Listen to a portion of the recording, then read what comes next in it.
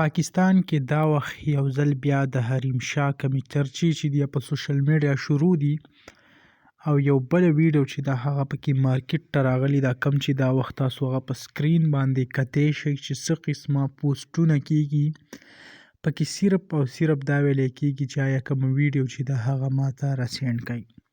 تاسو کتی شئ لکه که چېرته سرچ ورکئ نو د فیسبوک په هغه سرچ هسټرۍ کې هغه هم په پاپولر باندې پرته ده، ډونه ډېره مشهوره شوې ده. اوس دا مسله څه شوې ده نو خلک چې کوم دی په دې باندې خو خپله مختلف قسمه رایې ورکوي او تاسو هغه کتی هم شئ. څوک وایي چې ما ترې راسینډ کړو، څوک وایي چې 15 منټ ویډیو ده او څوک وایي چې 13 منټه.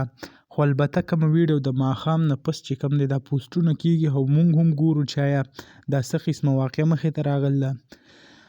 دا که تاسو وګورئ کوم د پولیسو د آرمي چې کومه مسله شوې ده نو زیاتر کسان وایي چې آیا د هغې نه د توجه لرې کولو دپاره داسې حرکت شوی دی او څوک پې 100 او څوک پې بل سوی.